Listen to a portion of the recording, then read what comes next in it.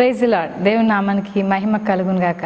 ఈ సమయంలో యోనా జీవితంలో నుండి కొన్ని విషయాలు మనం ధ్యానం చేద్దాం.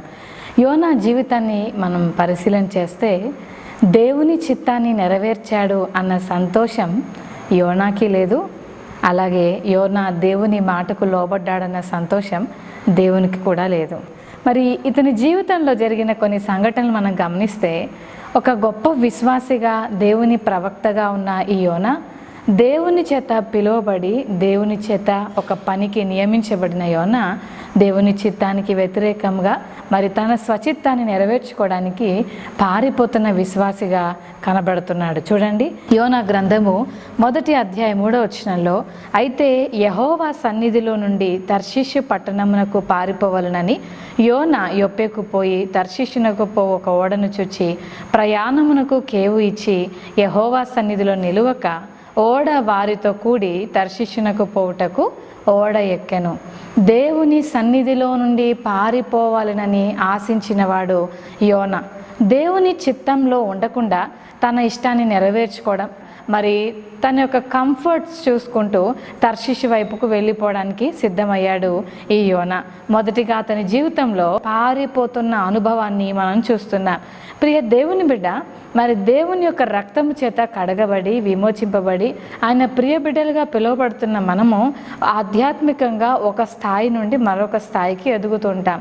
పసిపిల్లలు ఏం చేస్తుంటారంటే వారు మరి పాలు తాగుతూ పాలు వయసు నుండి సెరిలాక్, ఆ తర్వాత బలమైన ఆహారం తినే వయసులోనికి వారు ఎదుగుతుంటారు. కనుక వారు పాల మీద వారికి అత్యంత అపేక్ష ఉంటుంది. అలాగే ప్రియ దేవుని బిడ్డ, మన జీవితంలో కూడా ఆధ్యాత్మికంగా ఎదుగుతున్నప్పుడు లేత వయసులో దేవుని వాక్యం కొరకు అపేక్ష, దేవుని వాక్యమును పాల కొరకు అపేక్షించే వారిగా మనం ఉండాలి. మరి పసి వయసు నుండి యవన కాలంలోనికి వచ్చినప్పుడు బలవంతులుగా ఉంటాం. యోహాను పత్రికలో ఈ మాట అంటాడు, యవనస్తులారా మీరు బలవంతులు, మీరు దుష్టుని జయించి ఉన్నారని దేవుని వాక్యంలో రాయబడింది. యవనస్తులకు దేవుడు గొప్ప ప్రాధాన్యతను ఇచ్చాడు. మరి బలవంతులు దేవుని కొరకు తమ బలమును ఉపయోగించాలని దేవుడు ఎంతో ఆశపడుతున్నాడు. వయసు బాల్యము నుండి యవన దశకు వచ్చేసరికి ఇంకా చిన్న పిల్లల్లాగా నత్తనడక నడవటం మానేసి ఇప్పుడు చక్కగా నడుస్తూ దృఢంగా, బలంగా, శక్తి కలిగిన వారిగా, అపవాదితో పోరాడగలిగిన సామర్థ్యాన్ని పొందుకున్న వారిగా ఉంటారు. ఆ తర్వాత తండ్రి స్థాయిలోకి, అంటే పేరెంట్స్ స్థాయిలోకి ఎదుగుతుంటారు. తండ్రి లేదా తల్లిదండ్రుల స్థాయిలోనికి ఎదిగినప్పుడు వీరు ఇతరులకు పోషణ కొరకు ప్రయాసపడటం, ఇతరులను పోషించే సామర్థ్యంను సంపాదించుకోవడం, వారి కష్టంతో లేదా వారు ఎంతో ప్రయాసపడి తమ బిడ్డలను పోషించడం, ఇది ప్రతి తల్లికి తండ్రికి ఉండవలసిన ప్రాముఖ్యమైన బాధ్యత. బైబిల్ గ్రంథంలో మనం గమనించినట్లయితే తండ్రుల యొక్క బాధ్యత తమ బిడ్డలను పోషించాలి, వారిని సంరక్షించాలి. ఆధ్యాత్మికంగా మన జీవితంలో కూడా బాల్య దశ నుండి యవన దశలోనికి, మరి తల్లిదండ్రుల దశలో నుండి వృద్ధాప్యపు దశలోనికి, అంటే స్టేజెస్ మన స్పిరిచువల్ ఫార్మేషన్లో ఇంకనూ పసి వయసు ఉండడానికి వీలేదు. యవన కాలంలోనికి అడుగు పెట్టాలి. ఆ తర్వాత తండ్రులుగా ఒక బాధ్యతను మనం తీసుకోవాలి. ఇతరులను పోషించే స్థాయికి మనం ఎదగాలి. మరి రక్షణ పొంది అప్పుడప్పుడే ప్రారంభ దశలో దేవునికి దగ్గరగా అవుతున్న బిడ్డలను మరి దేవుని వాక్యముతో పోషించుటకు, దేవుని బిడ్డలుగా జీవిస్తున్న మనము ఆధ్యాత్మికమైన మాటలతో వారిని బలపరుస్తూ, వాక్యము చేత వారిని ప్రోత్సహిస్తూ, ఆధ్యాత్మికమైన సలహాలు వారికి ఇస్తూ, మరి దేవుని వాక్యం చేత పోషించవలసిన బాధ్యత మన మీద ఎంతైనా ఉంది.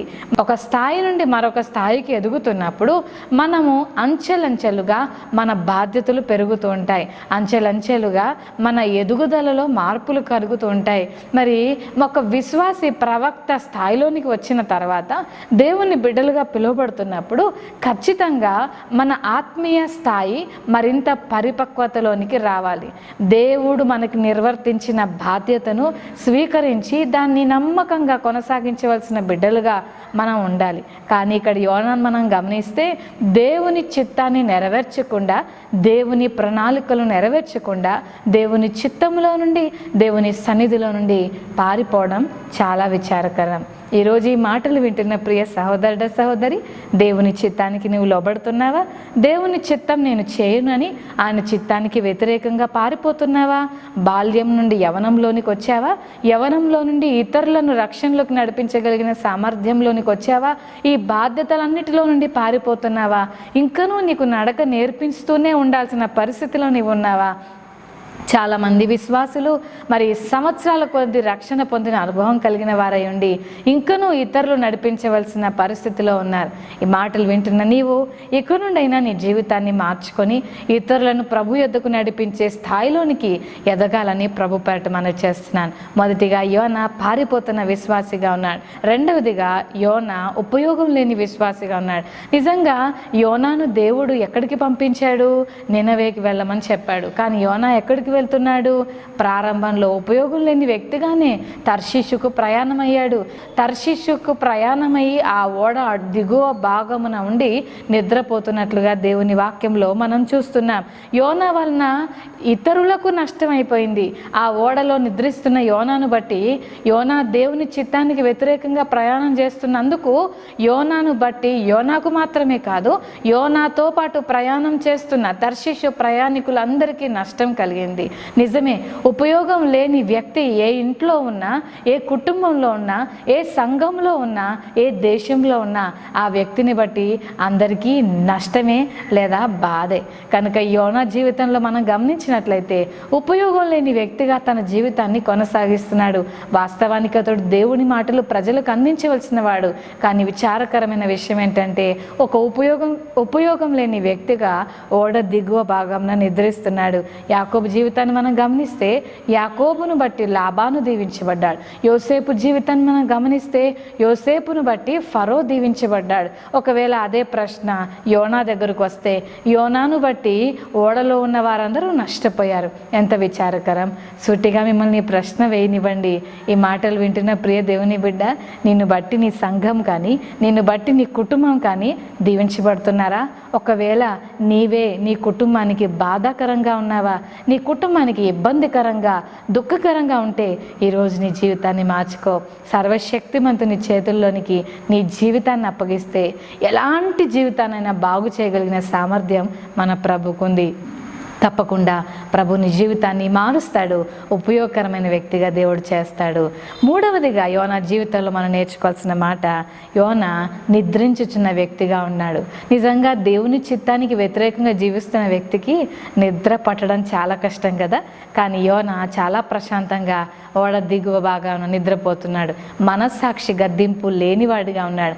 చాలామంది పాపాన్ని అసలు మనస్సాక్షి గద్దింపు లేకుండా చాలా కంఫర్టబుల్గా పాపం చేస్తూ ఉంటారు. మనస్సాక్షి గద్దింపు ఉండదు. నేను ఎట్లు ఈ ఘోరమైన దుష్కార్యము చేసి దేవునికి విరోధంగా పాపమును కూడగట్టుకుందునని యోసేపు పాపం చేయకుండా పరిశుద్ధతను కాపాడుకోవడానికి పారిపోయాడు. కానీ ఈ వ్యక్తి దేవునికి వ్యతిరేకమైన మార్గంలోనికి పారిపోతున్నాడు. యోసేపు పాపం నుండి పారిపోతే మరి యోనా దేవుని చిత్తానికి వ్యతిరేకంగా పారిపోతున్నాడు. ఈరోజు ఈ మాటలు వింటున్న నీవు ఎటు పారిపోతున్నావు? దేవునికి దగ్గరగా పరిగెత్తుతున్నావా, లేక దేవునికి విరోధముగా పారిపోతున్నావా? యోనా నిద్రిస్తున్నాడు. నిద్రిస్తున్న వ్యక్తిని బట్టి ఏ వ్యక్తికి సంతోషం లేదు. చూడండి, దేవుని వాక్యంలో అంటున్నాడు, నిద్రిస్తున్న నీవు మేల్కొనాలి అని దేవుడు చెప్తున్నాడు. నిజంగా చాలామందికి నిద్ర ఎక్కువైపోయి పగలు లేదు, రాత్రి లేదు, అది ఏ సమయం అన్నది వాళ్ళకి సంబంధం లేకుండా చాలామంది వారి జీవితంలో సగం ఆయుష్ నిద్రకే కేటాయించడం చాలా విచారకరం. దైవ చిత్తాన్ని వ్యతిరేకించే వారికి, లేక దేవుని వాక్యానికి లోబడని వారికి నిద్ర ఎక్కువగా వస్తుంది.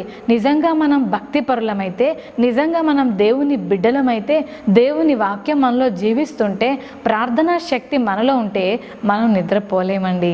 నిద్రపోతున్న పేతురును, యాకోబును, యోహాను గెత్సెమనే తోటలో ఒక్క గడి అయినను మీరు నా కొరకు మేల్కొని ఉండలేరా అని దేవుడు తన శిష్యులతో అన్నమాట జ్ఞాపకం వస్తుంది కదా. కనుక ఎక్కువగా నిద్రపోకుండా కనీసం మనిషికి అవసరమైనంత నిద్ర ఉంటే చాలు. అంతకు మించి ఎక్కువగా నిద్రపోతే సోమరితనం వస్తుంది. సోమరితనం వల్ల లేమి కలుగుతుంది. కనుక మనం ఆలోచన చేద్దాం. సంసోను నిద్ర వల్ల తన శక్తిని కోల్పోయాడు. ఐతుకు నిద్ర వల్ల తన ప్రాణాన్ని కోల్పోయాడు. నిద్రపోవటం, అనవసరమైన సమయాన్ని దుర్వినియోగం చేస్తూ నిద్రపోవడం మన శారీరక అలాగే మానసిక ఆత్మ సంబంధమైన జీవితానికి కూడా మరి చాలా ప్రమాదకరమైంది. కనుక నిద్రను తగ్గించుకుంటే చాలా మంచిది. యోనా జీవితంలో నిద్రపోవటం అతని జీవితంలో దేవునికి ఇష్టం లేని పని. అది దేవుని చిత్తం కానే కాదు. ఆశ్చర్యకరమైన విషయం ఏంటంటే ఒక క్రైస్తవుడు ఓడ అడుగు బాగున నిద్రపోతున్నాడు. అన్యులు ఓడ పైన వారి దేవుళ్లకు ప్రార్థన చేస్తున్నారు. ఎంత విచారకరం అండి. వాస్తవంగా క్రీస్తును కలిగిన బిడ్డ, దేవుని అభిషేకం పొందుకున్నవాడు, ప్రార్థన పరుడైన వాడు చేయవలసిన పని ఏంటంటే ప్రార్థన చేస్తూ ఉండాలి. ఆ ప్రతికూల పరిస్థితుల్లో రోషం కలిగి భారం కలిగి ప్రార్థన చేయాలి. కానీ విచారకరమైన విషయం, ఎవరి కొరకు ప్రార్థన చేయాలో వారు ప్రార్థన చేస్తున్నారు. కానీ యోనా ఓడ దిగు బాగున నిద్రపోతున్నాడు. క్రైస్తవుడా, క్రైస్తవురాలా, నీవు నిద్రతో నీ జీవితాన్ని గడుపుతున్నావా? నీ సమయాన్ని దుర్వినియోగం చేస్తున్నావా? ఈరోజు నీ జీవితాన్ని మార్చుకో. అతిగా నిద్రపోవటం ఏమాత్రం మంచిది కాదు. కనుక యోనా కింద నిద్రపోతుంటే పైన ఎవరి దేవుళ్లకు వారు ప్రార్థన చేస్తున్నారు. ఇది ఒక గొప్ప హెచ్చరిక. నిజంగా కరోనా వైరస్తో దేశమంతా అల్లకల్లోలం అయిపోతుండగా ఒక క్రైస్తవునిగా నీవెంతసేపు పడుకుంటున్నావు? నీ ఉదయకాలము దేనితో గడుపుతున్నావు? నీ దినమంతా ప్రార్థనలు ఎంతసేపు గడుపుతున్నావు? కనుక ఎక్కువ సమయం నిద్రపోతుంటే ఈరోజు మన జీవితాన్ని సరిచేసుకుందాం. చివరిగా యోనా జీవితంలో మనం నేర్చుకోవాల్సిన గొప్ప మాట, స్వచిత్తాన్ని నెరవేర్చుకోవడానికి ప్రయత్నించాడు యోనా. దేవుని చిత్తానికి దూరంగా తన సొంత ఇష్టాన్ని నెరవేర్చుకోవడానికి, సొంత కంఫర్ట్స్ కోసం తర్షీషుకు ప్రయాణమయ్యాడు. ఇంతకీ ఆ అల్లకల్లను చూసి ఓడ నావికుడు వచ్చి చెప్తున్నాడు, ఓ ఈ నిద్రపోతా, నీకేమి వచ్చినది, లేచి నీ దేవుని ప్రార్థించని జ్ఞాపకం చేస్తున్నాడు. యోనా బయటకు వచ్చాడు, పరిస్థితులను చూశాడు, విషయం అంతా అర్థమైపోయింది. ఇందుకు నేనే కారణం అని తెలుసుకున్నాడు. నన్ను ఎత్తి నీళ్ళల్లో పడేయండి అన్నాడు. చాలా విచారకరమైన మాట ఇది. నేను నా వల్లే ఈ నష్టం జరిగింది, ప్రభువా నన్ను క్షమించని ప్రార్థించవలసిన యోనా, నేను చావనైనా చేస్తాను కానీ దేవుని చిత్తానికి లోబడనని చాలా అవిధేయుడిగా జీవించాడు.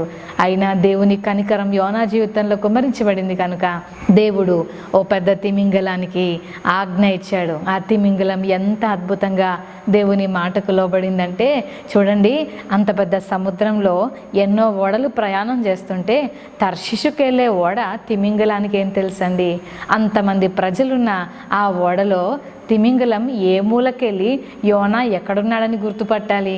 దేవుని ఆత్మ నడిపింపుకు ఆ తిమింగలం ఎంత చక్కగా లోబడిందంటే యోనా ఎక్కడున్నాడో దేవుడు చెప్పిన అడ్రస్ను చాలా చక్కగా ఫాలో అయ్యి అంత మహాసముద్రంలో విపరీతమైన అనేకమైన ఓడలు కలిగిన ఆ సముద్రంలో తర్షీషుకు వెళ్ళే ఓడను చేరి దేవుని ఆజ్ఞకు లోబడుతూ యోనాను గుర్తుపట్టి యోనా ఏ స్థలములో ఏ మూల ఉన్నాడో ఆ మూలకు వెళ్ళి చాలా జాగ్రత్తగా నోటిని పెద్దగా తెరిచి యోనా చెయ్యిని కానీ కాలును కానీ తలను కానీ ఎక్కడా ఏమాత్రం హాని కలగకుండా ఏ ఎముక ఇరగకుండా నేరుగా యోనాను గుటుక్కున మింగిందండి. ఎంత అద్భుతమైన విషయం! మనిషి లోబడట్లేదు కానీ పశువులు, సృష్టి లోబడుతుందండి. ఎంత ఆశ్చర్యకరం కదా! ఈరోజు దేవుని మాటకు నీవు లోబడుతున్నావా? దేవుని చిత్తాన్ని నెరవేర్చే వ్యక్తిగా ఉన్నావా? దేవుని చిత్తాన్ని నెరవేర్చానని చివరికి బలవంతంగా దేవుని సన్నిధిలో చేప కడుపులో ప్రార్థన చేశాడు, పశ్చాత్తాపడ్డాడు, నినవేకు వెళ్ళాడు. కానీ 3 రోజులు ప్రయాణం చేయాల్సింది 1 రోజే ప్రయాణం చేశాడు. ప్రకటించిన తర్వాత ఎలా నశించిపోతారని చూడడానికి వెళ్ళాడు. అంటే దేవుని చిత్తాన్ని భారంతో చేయలేకపోయాడు, దేవుని చిత్తాన్ని సంతోషంగా నెరవేర్చలేకపోయాడు, దాని కొరకు ఎంత రిస్క్ అయినా తీసుకోవడానికి ఇష్టపడలేకపోయాడు. దేవుని చిత్తం ఫైనల్గా చెప్పాలనుకున్న మాటలు చెప్పాడే కానీ సంతోషం లేకుండా మిగిలిపోయాడు. చివరికి వచ్చేసరికి యోనా గ్రంథం చివరికి వచ్చేసరికి దేవుని చిత్తం నెరవేర్చాడన్న సంతోషం దేవునికి లేదు, నేను దేవుని చిత్తం నెరవేర్చానన్న సంతోషం యోనాకి కూడా లేదు. విచారకరం. ఇటువంటి విషయాలు మనం సరిచేసుకుందాం. ఈ రోజు నుండి అటువంటి దుఃఖకరమైన పరిస్థితులు మనకు రాకుండా దేవుని చిత్తాన్ని నెరవేర్చేవారిగా మనం ఉండాలని ప్రభు ఆశపడుతున్నాడు. దేవుని వాక్యం చెప్తుంది, మరి 1 యోహాను సువార్త 2వ అధ్యాయం 17వ వచనంలో, లోకమును దాని ఆశ గతించును, దేవుని చిత్తం జరిగించి వాడు నిరంతరం నిలుచును. దేవుని చిత్తం చేస్తే నిరంతరం నిలుస్తాం, నిత్య రాజ్యాన్ని పొందుకుంటాం. ఈ మాటలు వింటున్న ప్రియ సహోదర సహోదరి, యోనా వలె నీవు కూడా నీ బాధ్యతలను విస్మరించి పారిపోతున్నావా? లేకపోతే ఉపయోగం లేని వ్యక్తిగా ఉన్నావా? లేకపోతే నిద్రిస్తున్న విశ్వాసిగా ఉన్నావా? దేవుని చిత్తానికి వ్యతిరేకంగా జీవిస్తున్న వ్యక్తిగా ఉన్నావా? దేవుడు నీ పట్ల ఉన్నతమైన ఆలోచనలు కలిగి ఉన్నాడు. దేవుని చిత్తానికి లోబడదాం, దేవుని చిత్తానికి మనల్ని మనం అప్పగించుకుందాం. విధేయులమై ఆయన ఆజ్ఞకు మనందరం లోబడి ఆయన ప్రణాళికలకు మనల్ని మనం అప్పగించుకుందాం. అటు రీతిగా జీవించినట్లు ప్రభు తన మహాకృపను అనుగ్రహించునుగాక. ఆమేన్. ప్రార్థన చేసుకుందాం. పరిశుద్ధుడైన మా ప్రియ పరలోకపు తండ్రి, నీ సన్నిధిలో ప్రార్థిస్తున్నాం. యోనా జీవితంలో అనేక విషయాలు మాతో మాట్లాడారు. ఎంతో బలవంతంగా యోనా నినవేకి వెళ్ళాడు, నీ మాటలు ప్రకటించాడు. కానీ నీ చిత్తం నెరవేర్చాడన్న సంతోషం యోనాకు లేదు, నీకు లేదు. అటువంటి జీవితాన్ని యోనా జీవించాడు. నీకు దూరంగా నీ సన్నిధిలో నుండి పారిపోతున్న విశ్వాసిగా, ఉపయోగం లేని విశ్వాసిగా, నిద్రిస్తున్న విశ్వాసిగా, నీ చిత్తానికి వ్యతిరేకంగా జీవించిన విశ్వాసిగా జీవించాడు. చివరికి నీ మాటకు లోబడిన ప్రభా, మరి యోనా నినవే పట్టణ ప్రజల యొక్క అంతం కొరకు ఎదురు చూస్తున్న వ్యక్తిగా ఉన్నాడు. తండ్రి, పారిపోయే విశ్వాసులుగా కానీ, నిద్రిస్తున్న విశ్వాసులుగా కానీ, ఉపయోగం లేని విశ్వాసులుగా మేము ఉండక, మా జీవితంలో నీవు కలిగిన ఉన్నతమైన ప్రణాళికలు, నీ ఆలోచనలు మా జీవితంలో నెరవేర్చమని, అందుకు మమ్మల్ని మేము అప్పగించుకుంటున్నాం. మా జీవితాలను సరిచేయమని వేడుకుంటూ వందనాలు స్తుతులు చెల్లిస్తూ యేసు శక్తి గల నామమున వేడుకొని ప్రార్థిస్తున్నాం తండ్రి. ఆమేన్. Praise the Lord. దేవుడు మిమ్మల్ని దీవించును గాక. ఆమేన్.